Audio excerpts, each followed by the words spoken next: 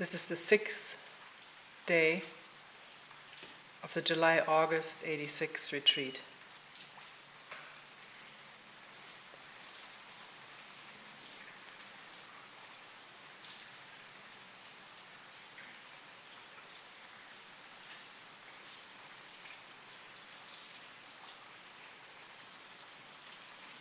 In listening like this,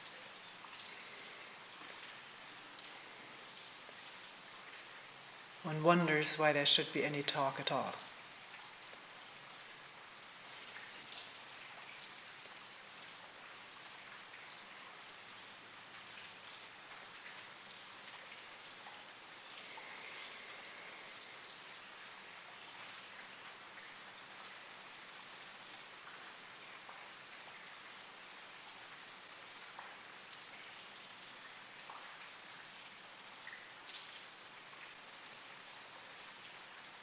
Several things have come up in meetings.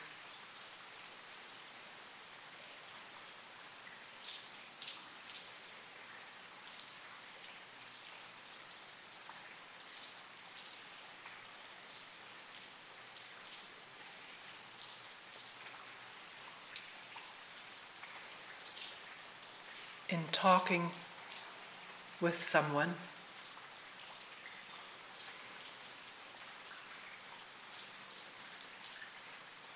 I mentioned how during a talk a thought had occurred to me.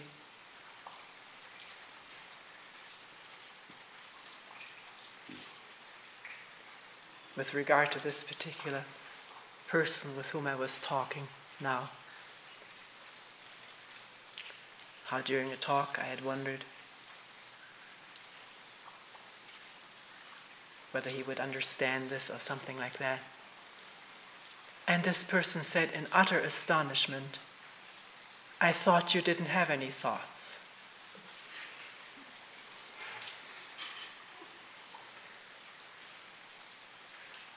I thought you haven't been thinking for years.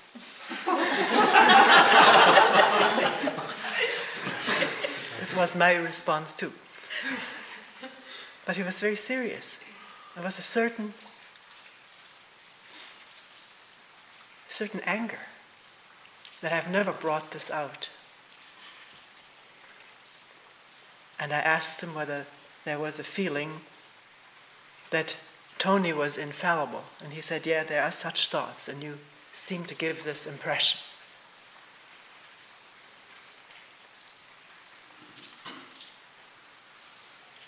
So I hurry to correct this impression.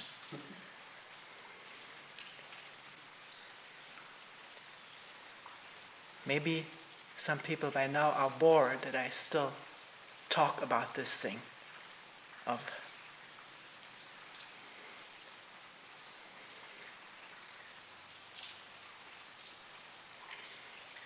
this relationship in which we're working.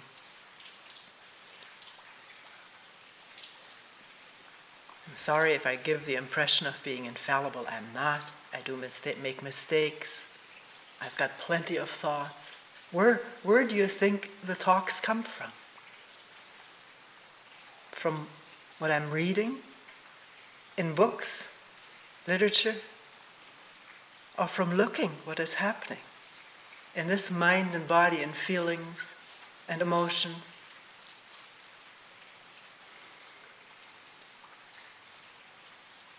I think this has been mentioned repeatedly in every talk, that this mind that we are observing is not my mind or your mind, but it's the human mind that manifests in each one of us.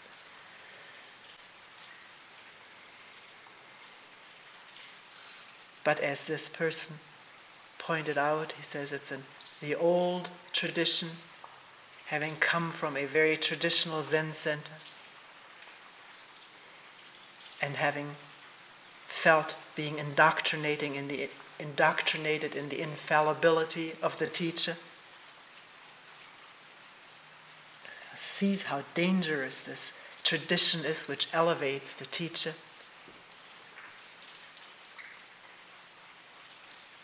I was told when I began to give meetings, I was told by the teacher that I was sitting in the place of the Buddha.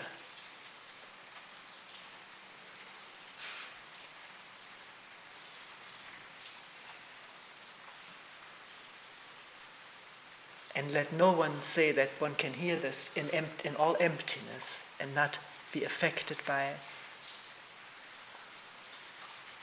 This is why we try to do away with everything surrounding this mat except this glass of water and the microphone.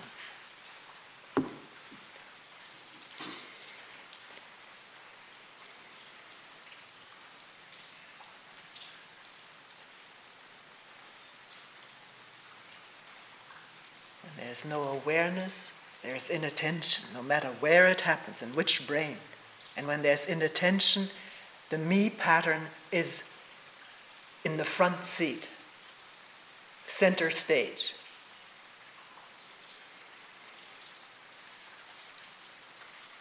Whether it's what costume it wears doesn't matter. Can wear the costume of humility. But it's still the me trying to impress itself and others, which is self-deception.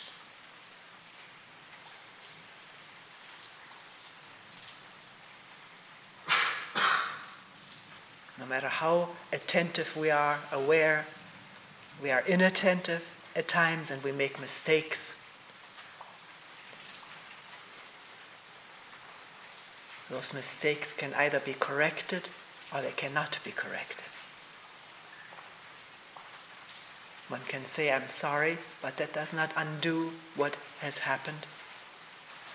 But if the mind is then caught up in guilt and remorse, it's not attentive and repeats the thing.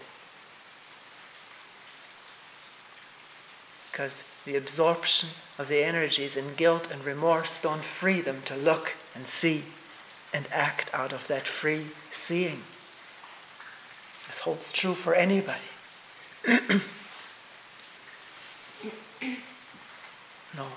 No matter how exalted a position of teacher or guru the tradition and the community has created for this person.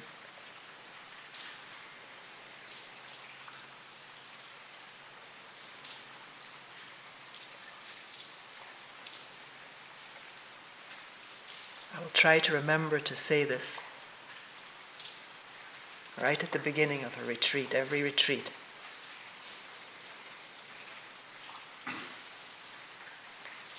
I asked this person why it was so important for him to hear this, and he said, makes it so much easier when one compares oneself.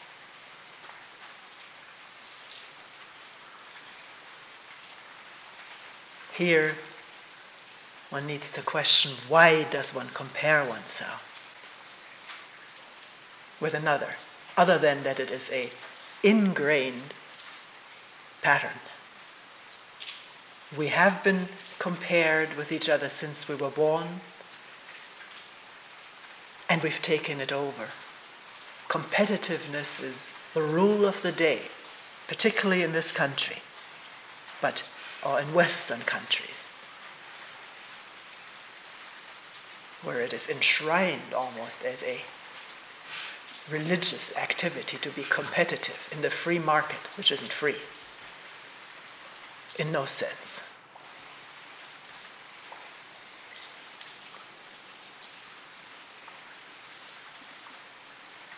Why do we compare ourselves? Let that question sit there. Why do I compare myself? And watch day in and day out, or night in and night out, comparison with others, and what tremendously destructive effect this has on the mind and on relationship.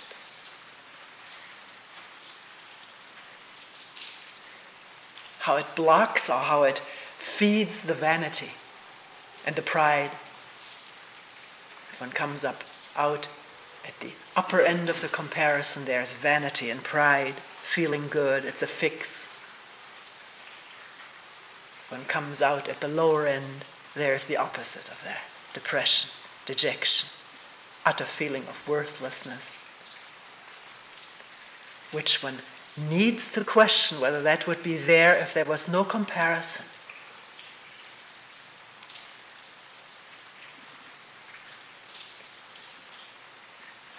Little children who have not yet had this overdose of comparison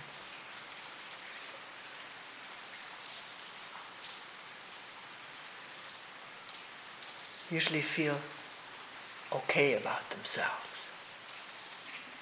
It doesn't last very long.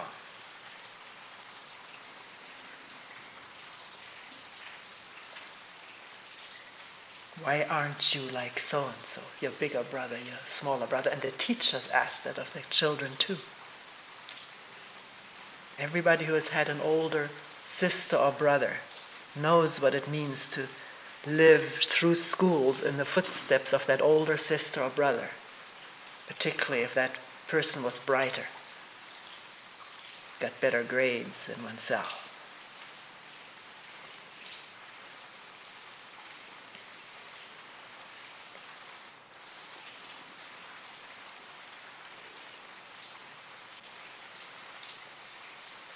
And if in the case of this person, we were talking very frankly about this whole thing, if this person feels better comparing himself to someone who has the same problems,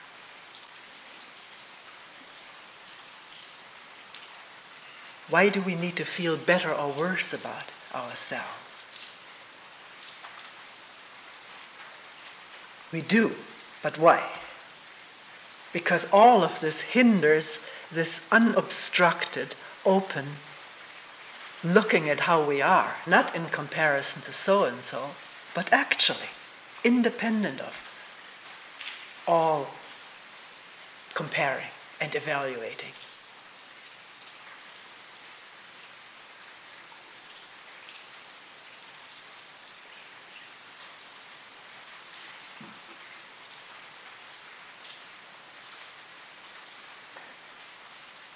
And why do we strive for perfection?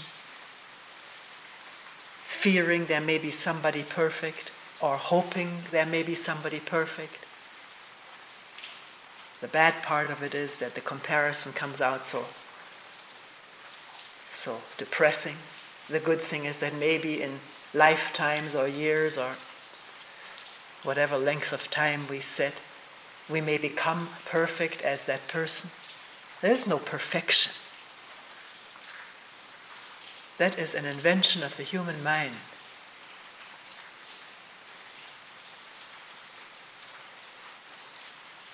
There's no perfect tree. A tree is what it is. It's whole. It's what it is. A perfect blade of grass, it's only in our mind. As one of the most detrimental concepts invented by the human brain, perfection, and striving after perfection. And therefore imposing this on others. If I strive for perfection, you better do too, if you're under my control.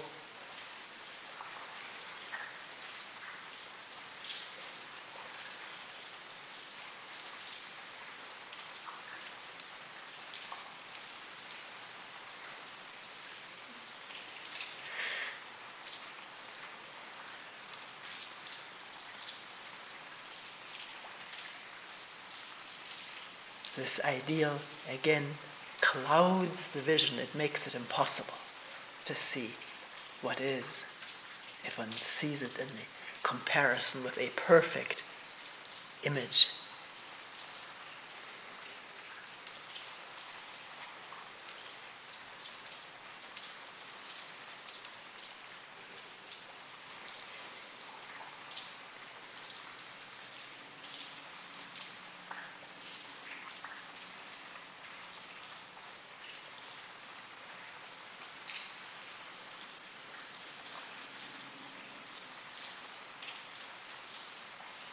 Anybody is welcome to come to the center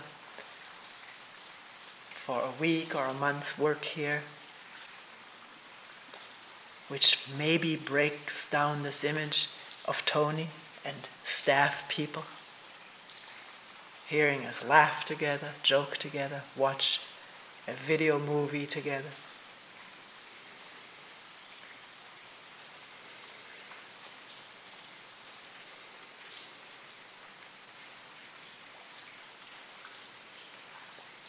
If one is not in close touch, then the images substitute for direct contact.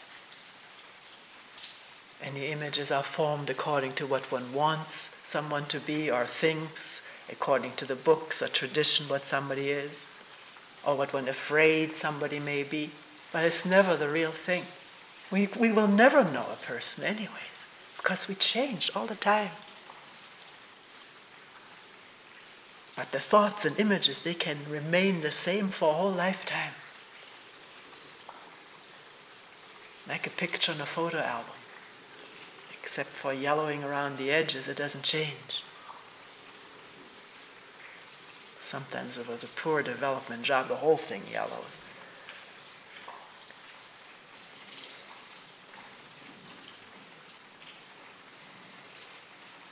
But we're not images.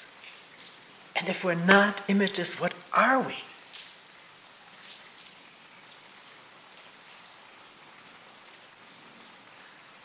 And why do we cling to them for dear life? This brings me to the next question. Someone saying,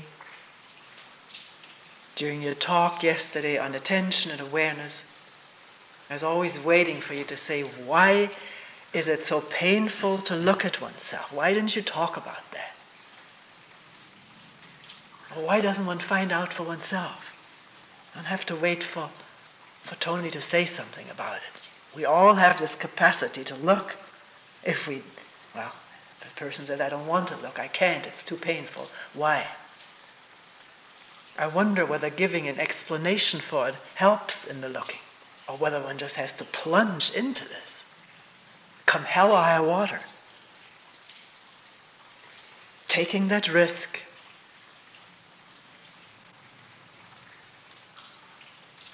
of utter pain or disillusionment, the image falling apart. This is what one is afraid of. When so often people say, I'm afraid with this work I'm going to fall apart. And the response is, what is it that is falling apart, if not the images one has of oneself?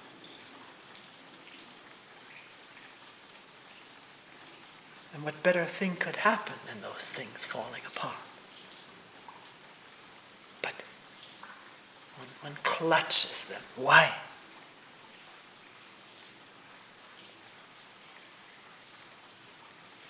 And it's because one clutches the images, one doesn't want to look. Because what one sees may not coincide or agree with the image one carries around and according to which one tries to impress others or oneself. One's parents, lovers, boss, audience.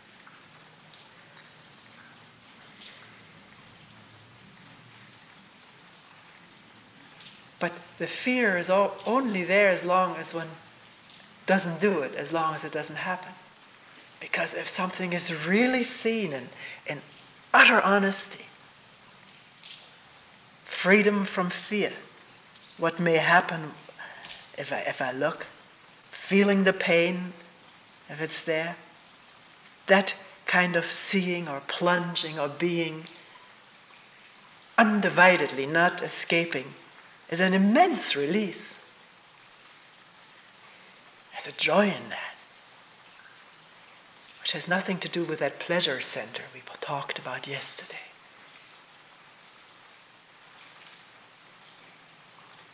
It's the joy of truth, of seeing the truth.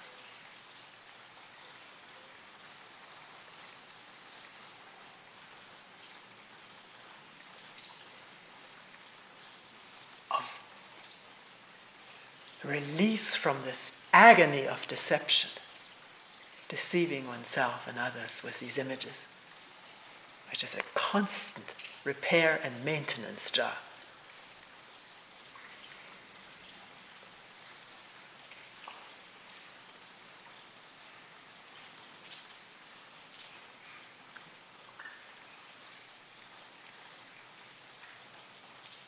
One person who once actually came to my home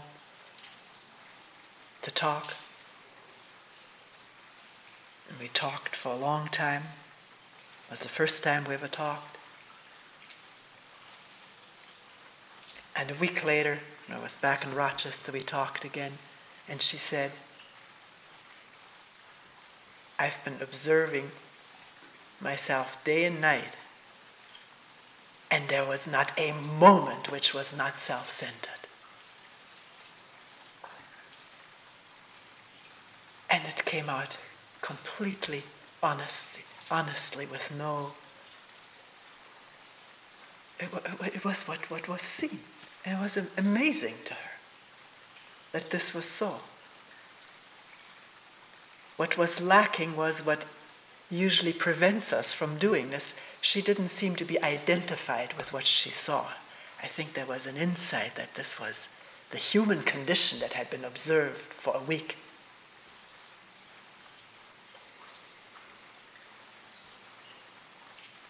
Because the moment we say, this is me, then I don't want to be like that.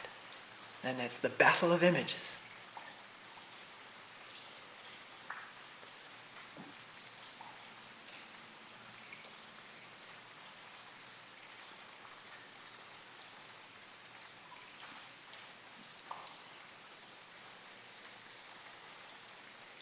As far as fear of the pain of looking, isn't our ordinary life full of pain?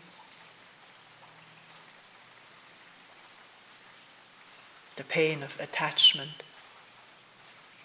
which includes in itself inevitably the fear of loss of what one is attached to. There's already pain of losing while one still owns.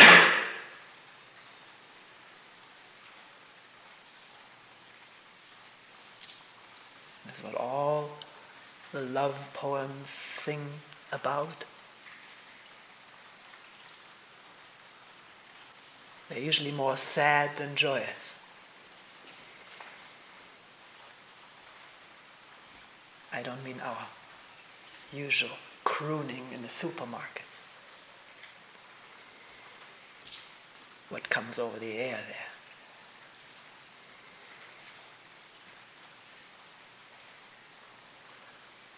The pain of loss before the lover has even left yet. Or when he's not there, the pain of not having him or her right here.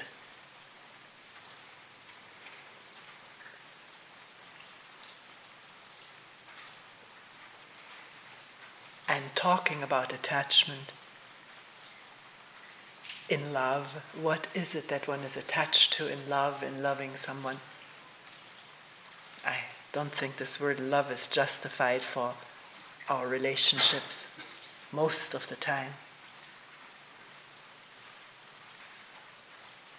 But we're using it here. If one looks very honestly, carefully, isn't there an enormous amount of self-love in loving someone? One loves oneself through this person loving one. Because he loves me, I can love myself. And if he leaves me or she leaves me, then my self-love is in question, has been fractured, hurt.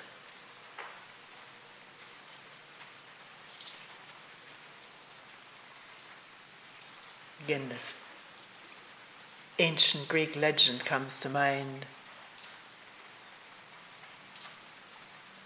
of the demigod Narcissus falling in love with his reflected image in a pond. unable to leave that place anymore. Has to look at himself all the time. Doesn't hear the calls of his actual lover. He just sees this, and this is what fascinates him, spellbound. He looks into the pond and trying to embrace and kiss himself, he falls in and drowns. It's the end of it.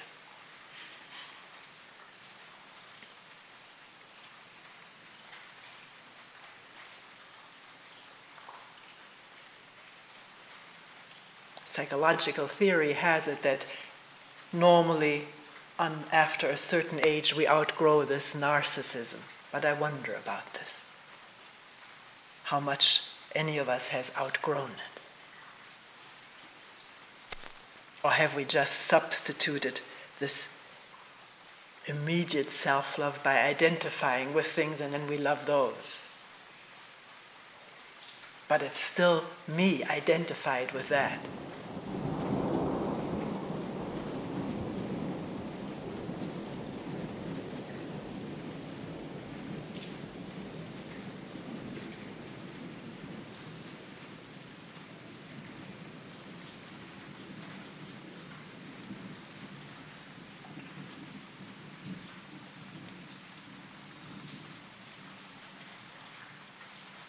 Does it make sense what is being said? Or does one think Toni's painting a bleak picture of human nature? Why don't you say something inspiring for a change?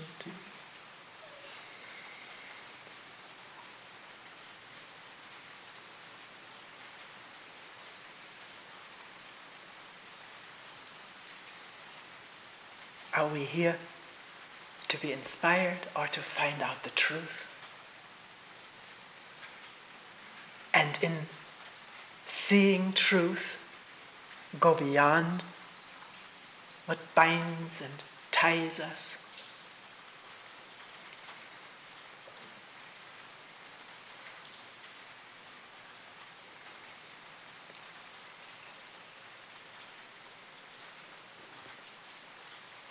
What we want to do is get beyond without seeing, and the pain of it, and the dropping of it. We want both, the freedom and our attachments, but that's not possible.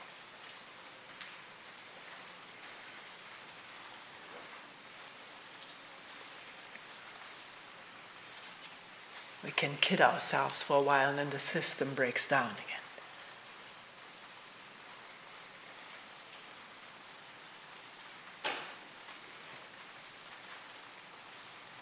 With which we come to the third topic, which questions, concerns have come up all along during meetings, almost since the first day for some people, this fear of dying.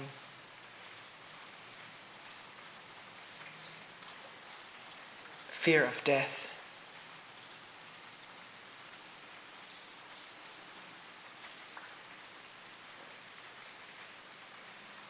That in sitting for 7 days without talking, without our usual ways of communicating, distracting or entertaining ourselves, there's still the possibility of the brain providing the entertainment, but it's not quite like in our ordinary life.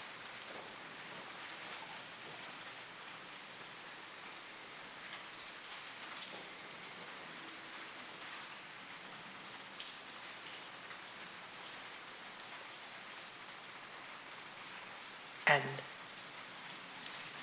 the thought coming up, what if there's nothing? What if I'm nothing? Or what if there were nothing? If I proceeded with this work and found out I was nobody? All of this, if one looks at it, and we have worked at this patiently, day in and day out, one can see that this is thought, thinking. What will happen to me What is it to be nobody? This is thought trying to grasp what cannot be known. Thought, the only thing thought can do is think. Thought is thinking. Thinking is thought. It always comes from memory and recombines memories, permutates them, projects things into the future, so that all of our fantasy and thinking is always the field of the known. And scariness sets in when thought, thinking is confronted with something it cannot know, that is inaccessible to thought. People have said this: if I could only know how it is to die, if I would only know what death is, then I wouldn't have to be afraid of it anymore. And so we're fascinated with accounts of people who've come back, or who tell of previous lives, or tell from what they go through after death, because this all brings it into the known, and we can deal with it.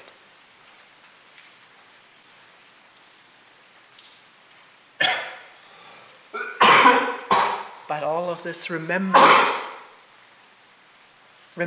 of past lives, anticipating or projecting, or maybe clairvoyantly seeing future lives, that's all the continuation of thought. I think that's clear, isn't it? And thought indeed continues all the time.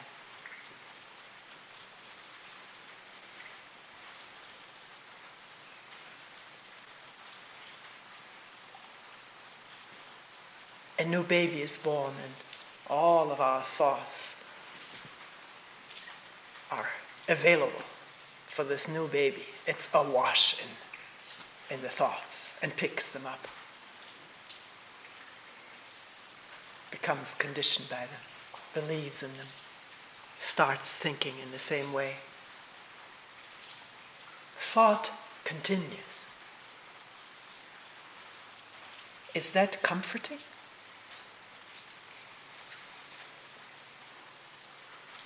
Or is one really wondering what there is other than thought, whether there's anything beyond thought? And for that we cannot use thought.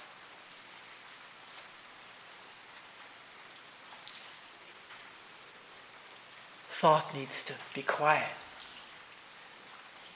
for the unknown to be.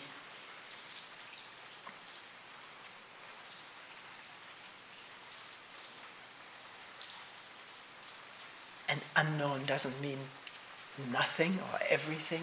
It just means not knowing.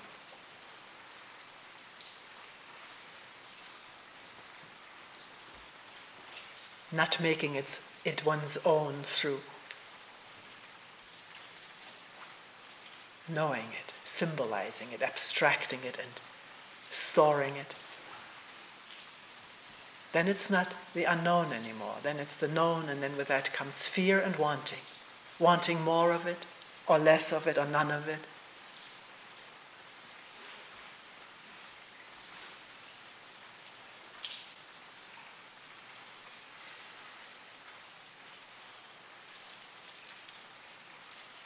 Coming back to the question of why we are so afraid of dying. Maybe some people are not afraid of dying. But in general, it has been a human fear, I think, ever since human beings have been able to think. An animal, I don't think, is afraid of dying. It dies when the time comes. But we can conceptualize this, remember it, see it in our memory, somebody who has died. And we can imagine not being there.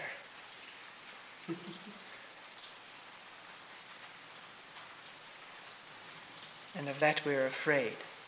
Not being there to maybe hear the rain, be with our friends, do our work, be loved by people or love people. All of this, imagining it coming to an end. And the fear of that, or the depression about it, which is a thought-created imagination and reaction to it. Do you see that?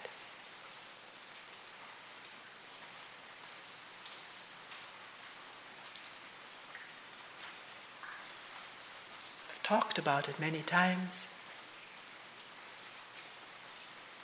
But when not just listening to the words, but seeing it, understanding it in depth,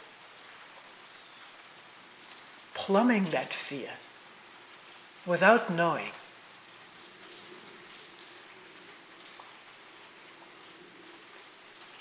which means not expecting a result, not wanting it to turn out this way or that way. That's again trying to bring things into the field of the known.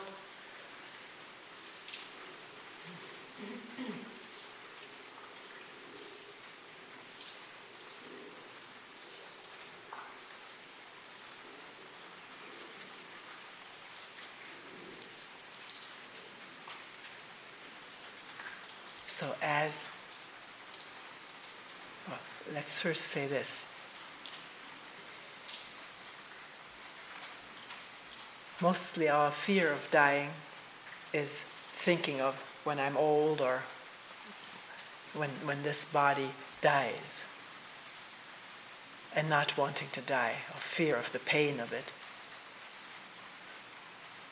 But here in working in a retreat, one gets glimpses of dying now.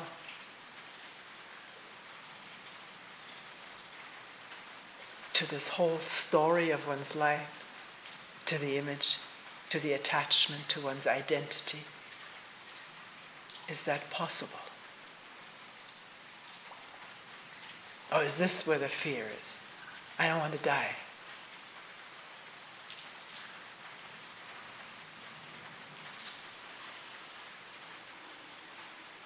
I want my attachments and identity to continue no matter how miserable they are, how much suffering there's involved in it. Rather be with a known misery and suffering than to touch where thought cannot enter.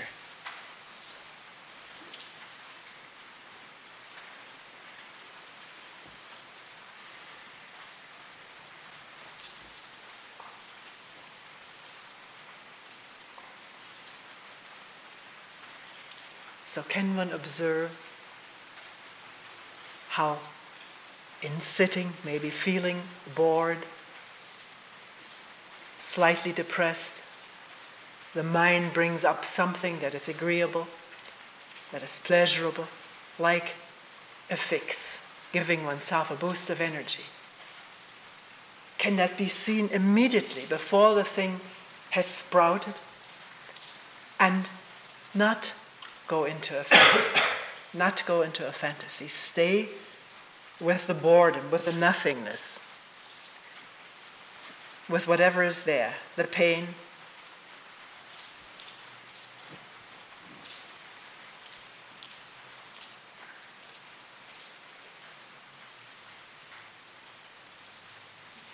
Dying, as it were, to the attachment of pleasurable memories.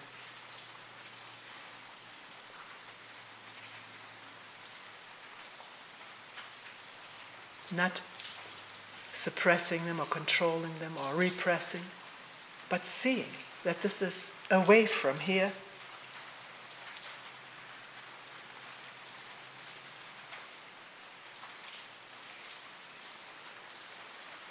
Not knowing what here is, not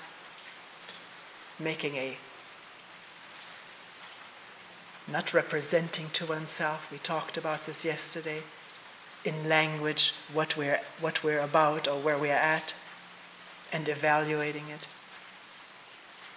Dying to all of that. Just plunging into not knowing Is it possible?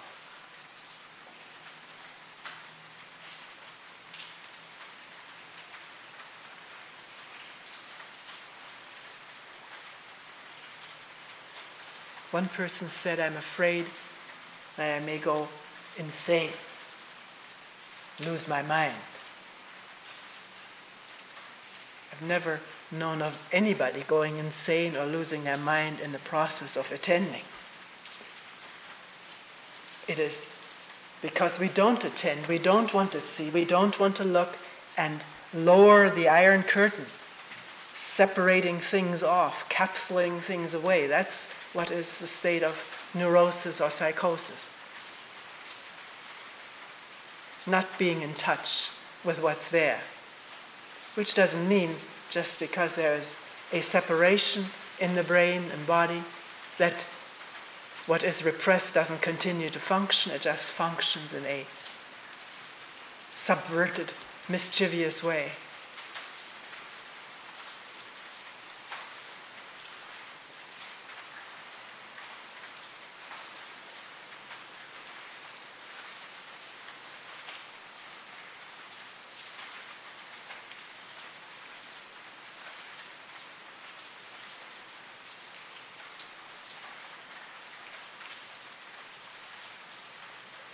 One can also ask, why does one want to continue forever? Isn't this only because one feels so separate from the wholeness of life, which has no beginning that we know of and no ending that we know of?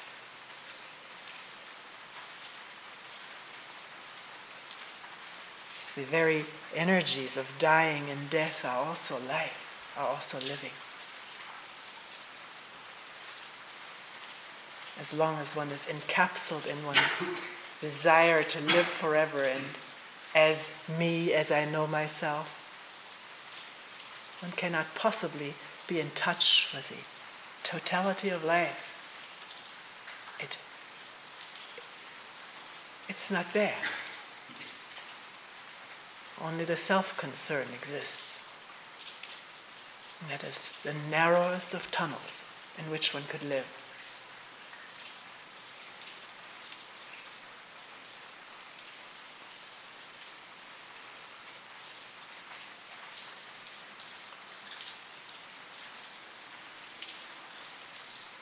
People say, but I don't know the other.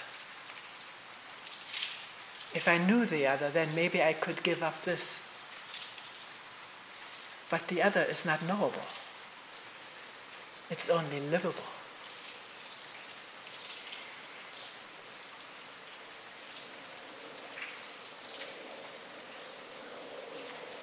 Without this constant self-referral and self-attachment, which, even if it is there for an instant, the moment the self raises up and wants to capture it, then there's just concept and memory, and wanting to hold it, bring it back, preserve it.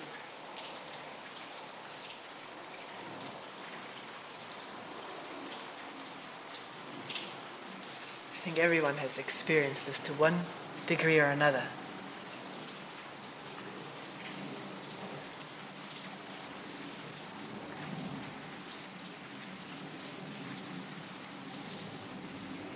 You may say, well, what am I going to do about this? Can I will myself to die?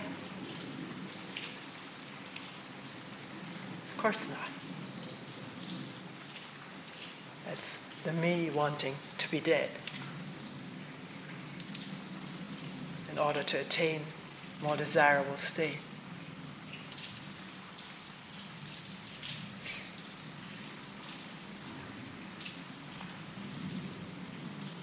So what is one to do?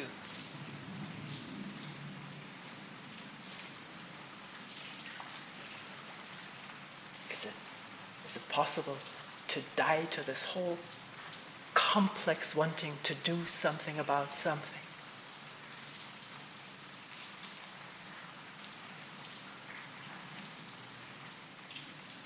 Seeing it and abstaining from it? and letting the energy just be there in not doing, not knowing what to do.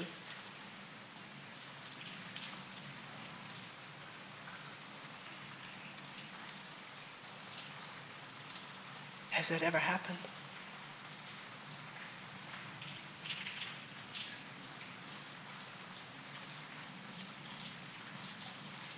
Right now, is there anything we can do about the rain?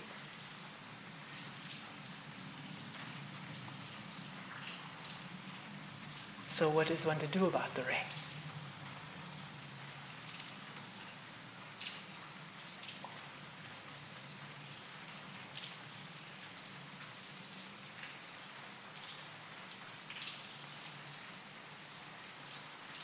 What is it to do nothing, not a thing, and yet not go to sleep?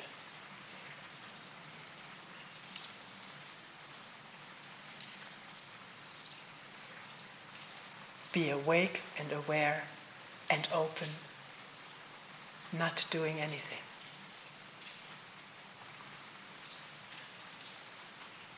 The doer at rest.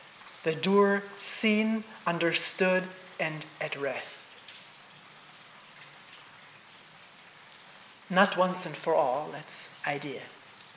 But whenever the doer comes up, seeing it and abstaining from doing, from interfering, from trying to get something. If there's no attention, the doer is at work.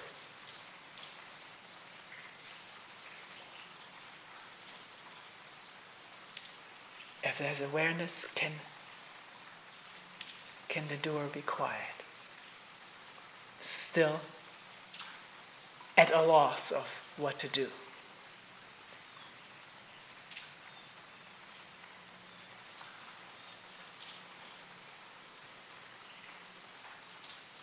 At a loss doesn't mean scanning for a possibility, a way out, but realizing that anything that is done is more of the same. Me.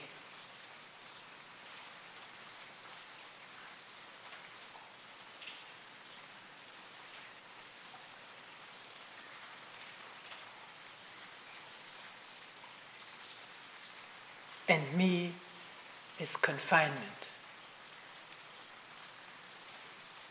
and sorrow.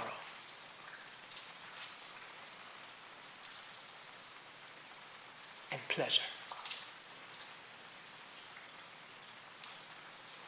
Linked with fear of not having the pleasure again.